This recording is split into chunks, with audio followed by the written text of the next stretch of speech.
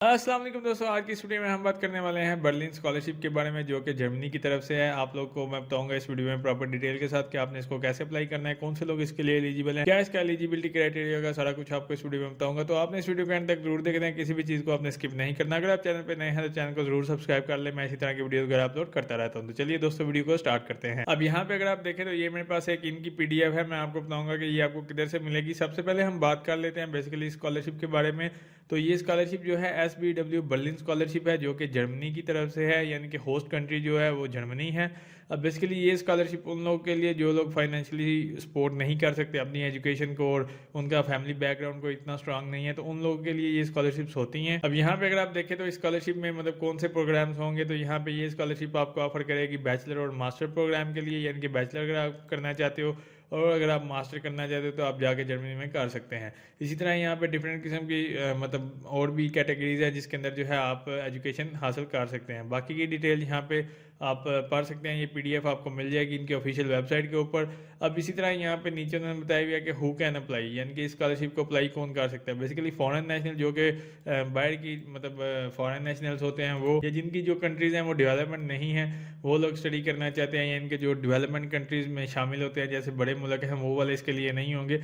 मतलब जो मतलब डेवलपमेंट कंट्रीज़ नहीं है वो लोग इसके लिए एलिजिबल है। देन उसके बाद होमलेस फॉरेनियर, जिनके पास अपने घर नहीं होते, यानी कि आप कह सकते हो कि वो वाले फॉरेनियर जो कि मतलब दूसरे मुल्क से यहाँ पे आके मतलब कह लो कि काम करें या कुछ भी, वो लोग भी इसके लिए अप्लाई कर सकते हैं। उसके बाद रिकॉग्नाइज्ड रेफ्यूजीज़ हैं। उसके बाद होल्डर ऑफ सेटलमेंट परमिट, जिनके पास सेटलमेंट परमिट का मतलब जो होल्डर्स हैं वो। उसके बाद holders of an EU long term residence permit. अब बेसिकली EU वाले जो कंट्रीज़ हैं वो कौन से होते हैं, तो यहाँ पे अगर आप गूगल पे आते हैं तो मैं आपको बता देता हूँ यहाँ पे EU कंट्रीज़ कौन सी होती हैं। तो अगर आप सर्च करेंगे यहाँ पे तो आपके पास आ जाएंगे EU कंट्रीज़ कौन कौन सी है। यहाँ पे अगर आप देखें तो ये एक वेबसाइट के ऊपर मैंने आपको सर्च करके बताया कि यहाँ पे EU कंट्रीज़ के अंदर कौन कौन सी कंट्रीज़ हैं। तो यहाँ पे तकरीबन ऑस्ट्रेलिया, बेल्जियम, ये वाली सारी कंट्रीज़ हैं, आप लोग चेक कर सकते हैं। ये EU कंट्रीज़ हैं, यानी कि जो यहाँ पर उन्होंने मैंशन किया हुआ है कि EU और EEA वाली कंट्रीज़। अब EEA वाली यहाँ पे नीचे अगर आप देखें EU कैंडिडेट है, फिर EEA कंट्रीज़ जो हैं वो भी यहाँ पे मौजूद हैं, वो आप चेक कर सकते हैं। तो इस तरह की जो कंट्रीज़ हैं वो यहाँ पे मतलब आप गूगल करेंगे तो आपको मिल जाएंगी कि कौन सी कंट्रीज़ हैं, ठीक है। वो वाले लोग इसके लिए एलिजिबल हैं। अब यहाँ पे बेसिकली हम बात कर लेते हैं। इसके अलावा अगर आप देखें student who studies in Germany already, जो कि ऑलरेडी पहले काम कर चुके हैं, यानी कि पढ़ चुके हैं स्कॉलरशिप के थ्रू या किसी भी, तो वो इसके लिए एलिजिबल नहीं होंगे। अब नीचे अगर आप देखते हैं तो यहाँ पे आपके पास है एप्लीकेशन रिक्वायरमेंट। बेसिकली इस एप्लीकेशन की जो रिक्वायरमेंट्स हैं उसके बारे में हम बात कर लेते हैं। तो यहाँ पे अगर आप देखें आपकी जो एज लिमिट है उन्होंने मेंशन की हुई है 18 से लेकर 30 साल, यानी कि इसके दरमियान आपकी एज होनी चाहिए, ना इससे कम ना इससे ज़्यादा, ठीक है। उसके बाद अगर आप प्रोफेशनल और voluntarily experience in the non profit sector, आपके पास प्रोफेशनल या वॉलंटियरली एक्सपीरियंस होना चाहिए किसी नॉन प्रॉफिट सेक्टर में, यानी कि नॉन प्रॉफिट से मुराद ऐसे होते हैं कि मतलब वॉलंटियरली आपने किसी जगह पे काम किया हो। अब इसके अलावा यहाँ पे नीचे और भी डिटेल है जो कि आप लोग चेक कर सकते हैं। Average grades corresponding to German grade point average at least 2.0, जो कि आपके ग्रेड्स होने चाहिए जर्मन ग्रेड के मुताबिक वो 2.0 होने चाहिए। ये उन्होंने एक एवरेज ग्रेड सिस्टम बताया हुआ है। इसी तरह यहाँ पे बाकी चीज़ें उन्होंने बताई हुई हैं कि क्या डिग्रीज कैटेगरीज होनी चाहिए और क्या मतलब जो है आपने यहाँ पे आप चेक कर सकते हैं। बाकी इस तरह जो इसकी डेडलाइन है उसके बारे में हम बात कर लेते हैं और डॉक्यूमेंट्स के बारे में हम बात कर लेते हैं। तो बेसिकली इसकी जो डेडलाइन है वो 31 दिसंबर है। यहाँ पे आप लोग चेक कर सकते हैं 31 दिसंबर। ये 15 नवंबर से लेकर 31 दिसंबर तक जो है ये वाली एप्लीकेशन आई हुई है। आप इसके लिए अप्लाई कर सकते हैं। अप्लाई का तरीका मैं आपको सारा कुछ इसमें बताऊंगा कि आपने कैसे अप्लाई करना होगा। अब यहाँ पे लिखा हुआ है कि only complete application can be considered. Basically आपने यहाँ पे जो है कंप्लीट अपनी जो कह लो कि एप्लीकेशन भेजनी है वो कंप्लीट होनी चाहिए, किसी भी किस्म की कोई चीज़ मिस नहीं होनी चाहिए। जो यहाँ पे उन्होंने लिखा हुआ है एज इट इज़ वहाँ पे आपने भेजना है, या जो भी आप अप्लाई करना है तो वो कंप्लीट एप्लीकेशन होनी चाहिए। उसके बाद नीचे ये वाले डॉक्यूमेंट्स हैं जैसे कि एप्लीकेशन फॉर्म जो कि फिलेबल होगा, PDF फॉर्म और ऑनलाइन फॉर्म, दो तरह के फॉर्म है। मतलब अगर आप फिलेबल PDF है, देन उसके बाद ऑनलाइन फॉर्म, ठीक है। ऑनलाइन तो आप अप्लाई करेंगे वो मैं आपको बता दूंगा। लेटर ऑफ मोटिवेशन 1 और 2 पेजेस, ठीक है। ये आपने बताना है लेटर ऑफ मोटिवेशन आपने लिखना है 1 या 2 पेजेस कम से कम आपके होने चाहिए, ठीक है। कुरिकुलम विटेड यानी कि CV जो है वो आपकी होनी चाहिए। Information about the net house hold income के, आपकी जो नेट हाउस होल्ड इनकम है वो सारे आपके एक्सपेंसेस वगैरह, उसके बाद जितने भी मतलब अखराजात हैं सारा कुछ आपने मिल मिला के वो सारा कुछ आपने जो है उसको एक उसकी इन्फॉर्मेशन इनको देनी है, ठीक है। ये वाले डॉक्यूमेंट्स आपके मस्ट हैं। इसके अलावा आपकी एप्लीकेशन जो है वो काउट है। यहाँ पे आप नीचे मजीद डिटेल पढ़ सकते हैं इसके बारे में जो जो चीज़ें आपको रिक्वायर्ड होंगी। अब यहाँ पे हम बात कर लेते हैं copy of school, last school मतलब जो आपने किया है उसकी सारी मतलब डिग्रीज़ की जो ग्रेड पॉइंट हैं उसकी जो कॉपी है। इसी तरह हाईएस्ट एकेडमिक जो मतलब आपके डिप्लोमा यूनिवर्सिटी सर्टिफिकेट है वो यहाँ पे चाहिए होंगे। उसके बाद इफ़ अवेलेबल उसकी copy of the following document, मतलब कि अगर ये मुनासिब है तो फिर यहाँ पे qualification for the university entrance, admission to the university in Berlin, अगर ये पॉसिबल है तो इनकी कॉपीज़ चाहिए होंगी। ठीक है, ये वाली चीज़ें आपको मैंडेटरी होंगी। मतलब आप इस तरह से कह सकते हैं कि ज़रूरत पड़ सकती है, आपने ये वाला PDF ज़रूर पढ़ना है। ठीक है, उसके बाद यहाँ पे रिकमेंडेशन लेटर जो है यहाँ पे आपको 1 और 2 लेटर ऑफ रिकमेंडेशन जो कि आपको किसी भी प्रोफेसर से या स्कूल टीचर या एम्प्लॉय से आपको बनवाने पड़ेंगे। उसके बाद evidence of net house hold income, इसका भी एक एविडेंस आपको चाहिए होगा, यानी कि एक स्लिप चाहिए होगी या रसीद जो आपके ओवरऑल मतलब एक्सपेंसेस हैं घर के घरेलू, वो सारी यहाँ पे चाहिए होंगे। उसके बाद यहाँ पे 2 रिकमेंडेशन लेटर या एक रिकमेंडेशन लेटर किसी स्कूल टीचर से, प्रोफेसर से, या आप जिधर से भी बनवा सकते हैं। ठीक है, अब यहाँ पर लिखा है the application and all enclose certificate, जो भी आपके सपोर्टिंग डॉक्यूमेंट्स वगैरह होंगे वो आपने सबमिट करवाने हैं जर्मन और इंग्लिश लैंग्वेज में। ठीक है, तो यहाँ पे we also ask for translation into German और इंग्लिश, तो यहाँ पे उनको मतलब अगर डॉक्यूमेंट्स हैं तो यहाँ पे अनदर लैंग्वेज में जो है आपको ट्रांसलेशन की भी ज़रूरत पड़ सकती है, उसके बारे में पूछ सकते हैं। ठीक है, non certified copies and translation are sufficient for the application, यानी कि जो नॉन सर्टिफाइड चीज़ें होंगी कापी जो आपकी और ट्रांसलेशन वो मतलब एप्लीकेशन के लिए उसको फिर आपकी एप्लीकेशन काबिल कबूल नहीं होगी, इस तरह से आप कह सकते हो। इसके बाद सिलेक्शन क्राइटेरिया के बारे में बात की हुई है कि आपका सिलेक्शन क्राइटेरिया कैसे होगा, एलिजिबिलिटी उसकी क्या होती है। उसके बाद यहाँ पे आप चेक कर सकते हैं। फिर यहाँ पे नीचे अगर आप देखें वर्थ ऑफ असिस्टेंट, इसके बारे में जैसे कि इंपॉर्टेंस, रेलिवेंस, प्रोजेक्ट है, फिर फिजिबिलिटी ऑफ द गोल्स, ये वाली सारी चीज़ें यहाँ पे आ जाती हैं। अब इसी तरह यहाँ पे नीचे अगर आप देखते हो सिलेक्शन प्रोसेस के बारे में मैं बता देता हूँ कि फर्स्ट फेज़ के अंदर आपका क्या होगा, जिसके अंदर जो है आपकी CV, लेटर ऑफ मोटिवेशन और आपके जितने ग्रेड्स हैं वो सारे कंसीडर किए जाएंगे। सेकंड फेज़ में जो है आपका पर्सनल इंटरव्यू होगा या वीडियो कॉन्फ्रेंस के थ्रू आपका जो है इंटरव्यू कंडक्ट किया जाएगा, उसके बिहाफ के ऊपर आपको देखा जाएगा, जज किया जाएगा। एंड उसके बाद जो है आगे जो आपका वेरिफिकेशन प्रोसेस है जिसके अंदर आपकी डिग्रीज़ वगैरह, पासपोर्ट वगैरह, स्टूडेंट वीज़ा, वो सारी चीज़ें जो है उसको वेरीफाई किया जाएगा। दैन उसके बाद जो है आपकी सिलेक्शन हो जाएगी स्कॉलरशिप के लिए। अब नीचे यहाँ पे स्कॉलरशिप बेनिफिट आपको क्या देगी, तो इसके अंदर जो है मैक्सिमम फंडिंग पीरियड जो है आपको यहाँ पे बताया गया, लिविंग एक्सपेंसेस होंगे, स्कॉलरशिप जो है उसके बाद room in our shared student flats, जैसे कि बर्लिन में फ्लैट्स होते हैं, cost of living allowances, tuition fees आपको दी जाएगी। उसके बाद ट्रैवल अलाउंसेस वगैरह दिए जाएंगे। ये सारा कुछ यहाँ पे आपको मिल जाएगा जो जो चीज़ें यहाँ पे मेंशन होंगी। अब नीचे यहाँ पे आप देख सकते हो अमाउंट ऑफ असिस्टेंट जो कि आपको मंथली लिविंग के लिए 450 यूरो दिए जाएंगे। ठीक है, 450 यूरोज़ पर मंथ, ठीक है, आपको मिलेंगे।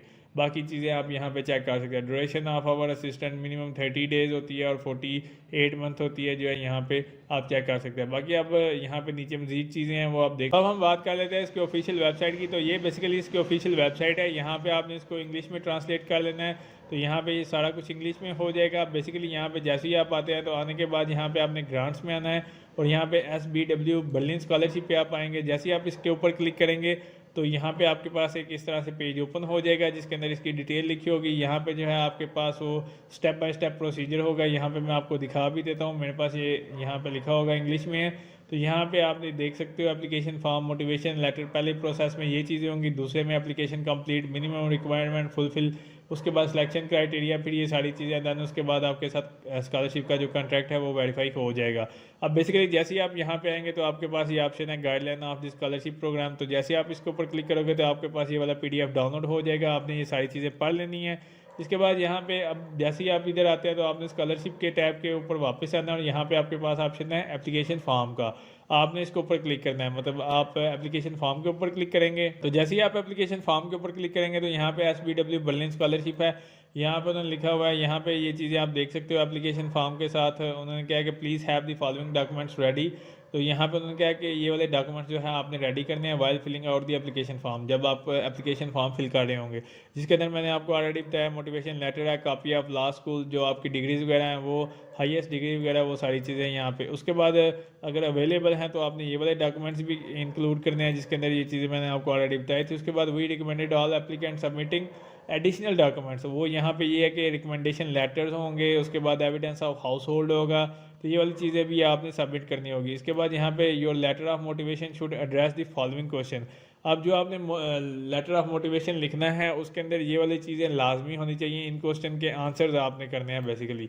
यहाँ पे मैं आपको बता दूँ, why did you choose this field of studies, के मतलब आप इस फील्ड को क्यों चूज़ करना चाहते हो। उसके बाद what past experience do you have in voluntarily working, मतलब आपने किसी नॉन प्रॉफिट सेक्टर के अंदर कोई ऐसा वॉलंटियरली काम किया हो या एक्सपीरियंस आपका है तो वो यहाँ पे आप शेयर करोगे। इसी तरह यहाँ पे what is your initial project idea, who is targeted group, तो इस तरह से ये क्वेश्चन है जो कि आपकी कंट्री को बेनिफिट दे। आपने उसके बारे में कोई इनिशियल प्रोजेक्ट या कोई इस तरह से सोच लेना है जिसके बारे में आपने वो, जिसे आप उर्दू में कहते हैं बेसिकली यहाँ पे कि कहानियाँ डालनी है आपने, इस तरह से वो है ना एक प्रोजेक्ट के बारे में सोच लेना है, ठीक है। देन इसके बाद यहाँ पे कैरियर गोल्स के बारे में पूछा हुआ है। उसके बाद वाई शुड वी सिलेक्ट, आपको क्यों इस स्कॉलरशिप के लिए सिलेक्ट किया जाए। तो ये 5-6 क्वेश्चन है, आपने इनको मद्देनजर रखते हुए लेटर ऑफ मोटिवेशन तैयार करना है। वो 1 से 2 पेज का होना चाहिए, ठीक है। यहाँ पे अगर आप देखें तो यहाँ पे एप्लीकेशन फॉर्म, बेसिकली यहाँ पे योर पर्सनल डाटा जिसके अंदर आपका first name, last name, gender, date of birth, civil status, citizenship, उसके बाद एकेडमिक स्टेटस क्या है, मंथली इनकम आपकी कितनी है, उसके बाद यहाँ पे उन्होंने लिखा है करंट पोस्टल एड्रेस, स्ट्रीट वगैरह, ये सारा कुछ आपने देना है। इसके बाद यहाँ पे कॉन्टैक्ट की डिटेल, ये बेसिकली जो नॉर्मल चीज़ें हैं वो यहाँ पे आपसे पूछे हैं। उसके बाद सोशल मीडिया प्लेटफॉर्म का अगर कोई लिंक है तो वो यहाँ पे आप मेंशन करेंगे। इसके बाद जो है आपने इसको नेक्स्ट के ऊपर क्लिक कर देना है। जैसे आप यहाँ पे इसको नेक्स्ट ऊपर क्लिक करेंगे, इसके बाद जो है डेट ऑफ योर मदर, मतलब उनकी जो डेट ऑफ बर्थ है, उसका नेम, उनका लास्ट नेम, उसके बाद कंट्री ऑफ रेजिडेंस, ये उनके बारे में। जैसे आप इसको नेक्स्ट के ऊपर क्लिक करेंगे तो यहाँ पे आपके पास ऑप्शन, तो जैसे आप इसको नेक्स्ट के ऊपर क्लिक करेंगे तो आपके पास ऑप्शन है डाटा ऑफ योर मदर। यहाँ पे आपने अपनी वालदा का जो मतलब सारा डाटा लिखना है, उनका name, first name, last name, country of residence, उनकी मंथली इनकम अगर है तो वो यहाँ पे लिखोगे।